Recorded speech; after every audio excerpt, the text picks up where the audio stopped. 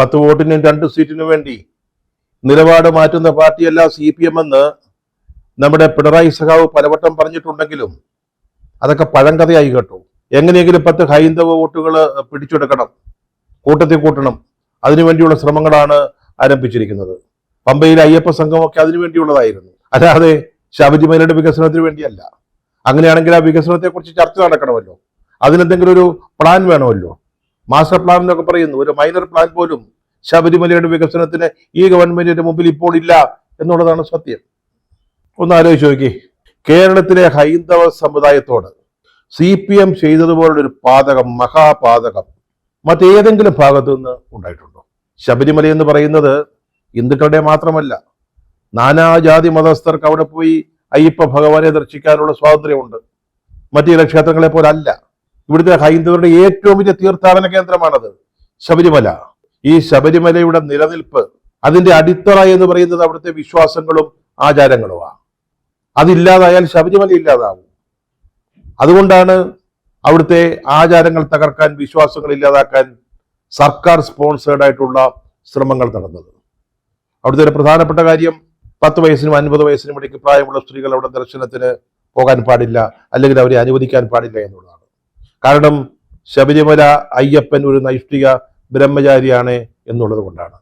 ആ അടിസ്ഥാനപരമായ പരമമായ സങ്കല്പം, സത്യം, അത് തകർക്കാനാണ് പിണറായി ഗവൺമെന്റ് ശ്രമിച്ചത്. അവിടെ 2 സ്ത്രീകളെ പോലീസിന്റെ സംരക്ഷണയിൽ സന്നിധാനത്തിലെത്തിക്കാനുള്ള ശ്രമങ്ങൾ ഉണ്ടായി. അതിന്റെ പേരിൽ ഇതുവരെ പിണറായിയോ അദ്ദേഹത്തിന്റെ സർക്കാരോ ഒരു ഖേദപ്രകടനം പോലും നടത്തിയിട്ടില്ല എന്ന് നിങ്ങൾ ആലോചിക്കണം. VS അച്യുതാനന്ദൻ സർക്കാർ കൊടുത്ത അഫിഡാവിറ്റ് സുപ്രീം കോടതിയിൽ 10 വയസ്സിനും 50 വയസ്സിനും ഇടയ്ക്ക് പ്രായമുള്ള സ്ത്രീകളെ ശബരിമല ക്ഷേത്രത്തിൽ പ്രവേശിക്കുന്നതിൽ സർക്കാർ എന്ന നിലയിൽ ഞങ്ങൾക്ക് എതിർപ്പില്ല എന്നറിയിച്ചുകൊണ്ടുള്ള അഫിഡാവിറ്റ് അതിപ്പോഴും നിലനിൽക്കുകയാണ്. സുപ്രീം കോടതി വിധി ആരും അസ്ഥിരപ്പെടുത്തിയിട്ടില്ല. പറഞ്ഞല്ലോ, ഒരു വാക്കുകൊണ്ട് പോലും ഒരു ക്ഷമാപണം അല്ലെങ്കിൽ ഏറ്റുപറച്ചിൽ ചെയ്ത് തെറ്റിപ്പോയി എന്നുള്ളൊരു സമ്മതിക്കൽ ഈ സർക്കാരിന്റെ ഭാഗത്തുനിന്ന് ഉണ്ടായിട്ടില്ല. എന്നിട്ടും അയ്യപ്പ വിശ്വാസികളെ തെറ്റിദ്ധരിപ്പിച്ച് അവരുടെ കണ്ണിൽ മണ്ണിട്ട് അവരുടെ വോട്ടുകളെ പിടുങ്ങാനുള്ള ശ്രമമാണ് ഇപ്പോൾ ഈ അയ്യപ്പ സംഗമം മുതലായ ഉടായിപ്പുകളിലൂടെ അവർ നടത്തിക്കൊണ്ടിരിക്കുന്നത്. അതിനെ വെള്ളാപ്പള്ളി നടേശനും SNDPയും കൂട്ടുന്നത് നമുക്ക് മനസ്സിലാക്കാം. കാരണം 2018 വിശ്വാസ സംരക്ഷണത്തിനും ആചാര സംരക്ഷണത്തിനും വേണ്ടി സമരം ഉണ്ടായപ്പോൾ അതിനെ എതിർത്ത ആളുകളാണ് വെള്ളാപ്പള്ളി നടേശനും കൂട്ടരും. അവരിപ്പോ പിണറായിയുടെ അകമ്പടിപ്പാട്ടുകാരനകത്തിൽ തെറ്റില്ല. പക്ഷെ NSSന് എന്ത് പറ്റി? എന്തുകൊണ്ടാണ് ഈ നയം മാറ്റം, നിലപാട് മാറ്റം എന്ന് ഇപ്പോഴും മനസ്സിലാവുന്നില്ല. നമ്മുടെ മാതാ അമൃതാനന്ദമയി, അവരെക്കുറിച്ച് CPMന്റെ നിലപാട് പണ്ടെന്തായിരുന്നു? കൈരളിയിൽ വന്ന ഒരു വളരെ കുപ്രസിദ്ധമായ ഒരു അഭിമുഖ സംഭാഷണമുണ്ട്. ഇപ്പോൾ രാജ്യസഭാംഗമായ ജോൺ ബ്രിട്ടാസ് നടത്തിയ ഒരു അഭിമുഖം, മാതാ അമൃതാനന്ദമയിയോട് കലഹിച്ചു പുറത്തുപോയ ഒരു പഴയ ശിഷ്യത്വമായിട്ടുള്ളൊരു അഭിമുഖം. മാതാ അമൃതാനന്ദമയെയും ആ സ്ഥാപനത്തെയും അടിപൊട്ടി വിമർശിക്കുന്നതായിരുന്നു ആ അഭിമുഖം. പലരും കണ്ടതാണ്, വലിയ തോതിൽ വിമർശിക്കപ്പെട്ടതാണ്. ഇന്നിപ്പോ ഈ ജയരാജന്റെ മകൻ, CPMന്റെ ഒരു സമുന്നതനായ നേതാവിന്റെ മകൻ ഫേസ്ബുക്കിൽ കൊടുത്തൊരു കുറിപ്പ് ആരും മറന്നിട്ടുണ്ടാവില്ല. അധികം ഡെക്കറേഷൻ ഒന്നും വേണ്ട, വെറും സുധാമണി. അതായിരുന്നു ആ ചെറുപ്പക്കാരന്റെ ഫേസ്ബുക്ക് പോസ്റ്റ്. അത് തന്നെയായിരുന്നു നേരത്തെ CPMന്റെ നിലപാട്. CPMന്റെ ഔദ്യോഗിക മുഖപത്രമായ പീപ്പിൾസ് ഡെമോക്രസി മാതാ അമൃതാനന്ദമയെ വിമർശിച്ചുകൊണ്ട് മുഖപ്രസംഗം എഴുതിയിട്ടുണ്ട്. RSSന്റെ പിന്തുണയോടെയാണ് അമ്മ ഈ സാമ്രാജ്യം പടുത്തുയർത്തിയതെന്ന് പീപ്പിൾസ് ഡെമോക്രസി കുറ്റപ്പെടുത്തിയിട്ടുണ്ട്. ഇപ്പൊ നോക്കിക്കേ, കഴിഞ്ഞ ദിവസം സംഭവിച്ചെന്താ? നമ്മുടെ സജി ചെറിയാൻ, കുന്തക്കാരൻ, ഭരണഘടനയെ കുന്തവും കുടച്ചക്രവും എന്ന് വിളിച്ച് ആക്ഷേപിച്ച മഹാനായ മന്ത്രി, അദ്ദേഹം അവിടെ ചെന്നിട്ട് അമൃതാനന്ദമയിയുടെ ആശ്രമത്തിൽ ചെന്നിട്ട് അമ്മയുടെ മൂർധാവിൽ ചുംബിച്ചിട്ട് എനിക്ക് അമ്മയെ പോലെയാണെന്ന് പറയുക. ഡെക്കറേഷൻ വേണ്ട, വെറും സുധാമണി എന്ന് പറഞ്ഞ പാർട്ടി ഇപ്പോൾ അമ്മയെ വാഴ്ത്തുകയാണ്. എന്തിനു വേണ്ടിയാണ് ഇത്? ആർക്കാണ് അറിയാൻ മേലാത്തത്? ഇതിന്റെയൊക്കെ പിന്നിലെ അടവുകള്, കള്ളത്തരങ്ങള്, അതാണ് കള്ളത്തരങ്ങള്. ഇതാർക്കാണ് മനസ്സിലാകാത്തത്? വിശ്വാസികൾ എത്ര പൊട്ടന്മാരാണോ? ഈ വക നാട്യങ്ങളിലൂടെ അവരെ കൈവശപ്പെടുത്താമെന്നുള്ള ചിന്ത ഇവർക്ക് എങ്ങനെ ഉണ്ടായി? ഇപ്പൊ വാസ്തവത്തിൽ കെണിയിലായിരിക്കുന്നത് പിണറായി വിജയനെയും ഇവിടുത്തെ CPMനെയും വിശ്വസിച്ച ഇടതുപക്ഷ ചിന്താഗതിക്കാരായ ആളുകളാണ്. ബുദ്ധിജീവികളുണ്ട് കൂട്ടത്തില്, എഴുത്തുകാരുണ്ട്, ഫെമിനിസ്റ്റ് ചിന്താഗതി വെച്ച് പുലർത്തുന്ന ആളുകളുണ്ട്, സ്ത്രീ സ്വാതന്ത്ര്യത്തിന് വേണ്ടി വാദിക്കുന്ന ആളുകളുണ്ട്. ഇവരിപ്പോ നടുക്കയത്തിൽപ്പെട്ട പോലെ. ഞങ്ങളുടെ പാർട്ടിയുടെ നിലപാട് എന്താണെന്ന് അവർക്ക് തന്നെ മനസ്സിലാവുന്നില്ല. 2018 നിന്ന് 2025 എത്തുമ്പോഴേക്കും CPM അപ്പാടെ മാറിയിരിക്കുക.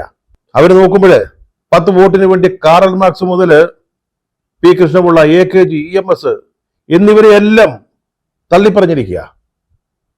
കോഴി കൂവും മുമ്പ് 3 വട്ടം തള്ളിപ്പറഞ്ഞിരിക്കുകയാണ്. ഇനി കാറൽ മാർക്സും വേണ്ട, ദാസ് ക്യാപിറ്റലും വേണ്ട. EMS, AKGയും പി കൃഷ്ണപിള്ളയും ഒക്കെ ഒരു അരികിൽ ഇരിക്കട്ടെ. ഞങ്ങൾ അവർക്ക് വേണ്ടി ധാരാളം സ്മാരകങ്ങൾ ഉണ്ടാക്കിയിട്ടുണ്ടല്ലോ, അതുപോലെ അവർ തള്ളിപ്പറഞ്ഞിരിക്കുക. ശബരിമലയിൽ സ്ത്രീ പ്രവേശനം സംഭവിക്കുമെന്നും അതുവഴി കേരളത്തിൽ വലിയ നവോത്ഥാനം ഉണ്ടാകുമെന്ന് കരുതിയിരുന്നവരായി ഇവരൊക്കെ, ഈ പാവത്തങ്ങള്. പിണറായി വിജയനെ നവോത്ഥാന നായകനായി പ്രഖ്യാപിക്കാൻ തീയതി കുറിച്ച് കാത്തിരുന്നവരാ. അതിനോടനുബന്ധിച്ച് പ്രസിദ്ധീകരിക്കുന്ന പ്രത്യേക സപ്ലിമെന്റിൽ 2 പേജ് പരസ്യം വീതം തരാമെന്ന് ഈ ഫോബ്സ് മാസികയുടെ ലിസ്റ്റിൽ സമ്പന്നന്മാരുടെ, മലയാളികളായ സമ്പന്നന്മാരുടെ ലിസ്റ്റിലുണ്ടായിരുന്ന എല്ലാ ധനവാന്മാരും സമ്മതിച്ചിരുന്നതാണ്.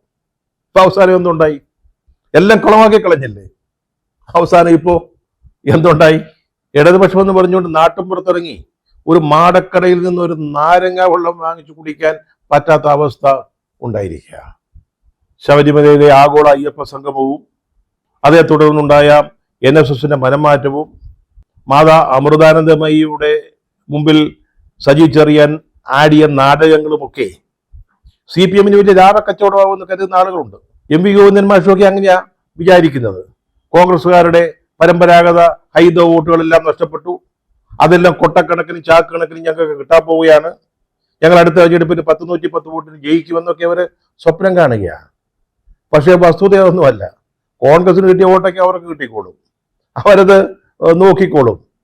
കാരണം NSS പറയുന്നത് മാത്രമല്ല, കേരളത്തിലെ ഹൈന്ദവരുടെ അവസാന വാക്കെന്ന് പറയുന്നത് ആചാര സംരക്ഷണത്തിനും വിശ്വാസത്തിന്റെ സംരക്ഷണത്തിനും വേണ്ടി നിന്നവര് അക്കാര്യത്തിൽ 100% ഉറപ്പ് കിട്ടാതെ ഒരു നേതാവിന്റെ പ്രഖ്യാപനത്തിലോ പ്രസ്താവനയിലോ മാറി ചിന്തിക്കുന്നതും ആരും കരുതണ്ട. ഇത് കേരളമാണ്, ഇത് മാറിയ കേരളമാണ്. പക്ഷെ ഇവിടെ വാസ്തവത്തിൽ സംഭവിച്ചിരിക്കുന്നത് CPMന് സംഭവിച്ച വിശ്വാസ തകർച്ചയാണ്. നമ്മുടെ മെമ്പർഷിപ്പിന്റെ എണ്ണം കൂടുന്നതും കുറയുന്നതും അല്ല ഒരു പാർട്ടിയുടെ ബലത്തിന്റെ അടിക്കല്ലെന്ന് പറയുന്നത്. അവരിൽ ജനങ്ങൾ അർപ്പിക്കുന്ന ട്രസ്റ്റ് അല്ലെങ്കിൽ വിശ്വാസം, അതാണ്. ആ കണക്കിന്റെ കോളത്തിലാണ് ഇപ്പോൾ CPMന് വലിയ നഷ്ടം രേഖപ്പെടുത്തിയിരിക്കുന്നത്.